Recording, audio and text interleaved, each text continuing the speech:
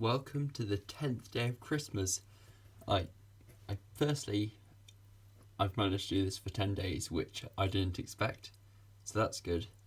Secondly, today we're going to be looking at pseudoslotting. So pseudoslotting is kind of like Keyhole on steroids. So with Keyhole, you're using D moves and inserts to solve one corner or one edge in a quicker way than if the other slots are solved by taking use of those empty slots. Whereas with pseudo slotting, what you can do is, with this example, this is also the first use of pseudo slotting. If you have a corner and an edge solved, if you do a D prime, you have an empty slot which you can keyhole the last two pieces into at the same time.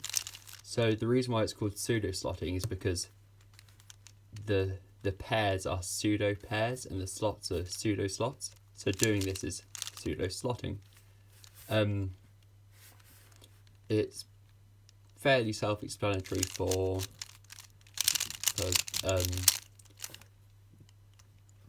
when the other two pairs are solved and you're doing it in conjunction with normal left well, and you can do all the same tricks.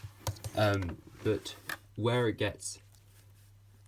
could get quite overpowered is probably the word, but only if you have really good recognition and are expecting it, is when let's say this orange green pair, it's 4, 5, 6, 7. It's 7 moves isn't a bad pair, but instead, if we did a D prime, what we've done now is moved this corner down to here, and this edge belongs in here, so I can just insert that, and they're both technically solved relative.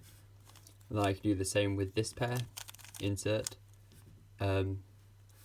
this pair and this pair. So in this case, I'd probably do a sexy, and then I'm going to keyhole while it's pseudo slotted, and then insert the last pair, and F12 is done just off by a D move, which when exploited could work incredibly well. And I'd say the best time to use this is if you know you're going to have a solved corner after ear cross and a solved edge. You could use both of these, but you'd rather solve the back left. So in this case, let's say, I don't know, this definitely realistic ear cross. So we've got 4 bad edges there, 2 of them already solved and the other 2 there.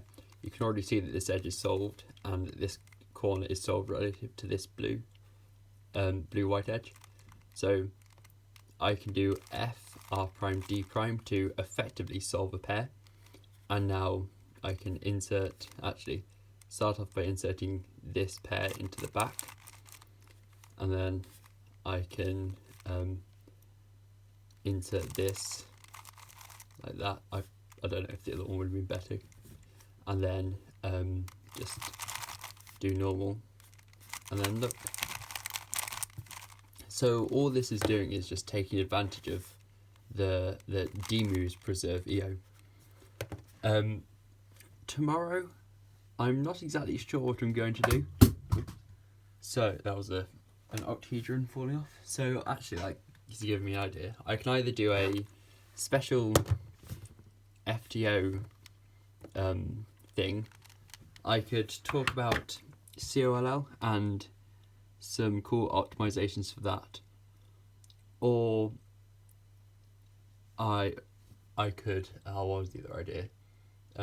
So FTO, COLL, or I could go into multi-slotting slightly. Although Felix already has a video on cube skills, which is basically everything I'm going to say. So yeah, if you have a preference out of all those, leave a comment.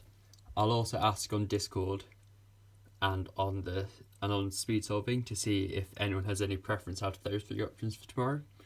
So yeah, so it's a special FTO video, some COLL tricks, or a bit of multi-slotting.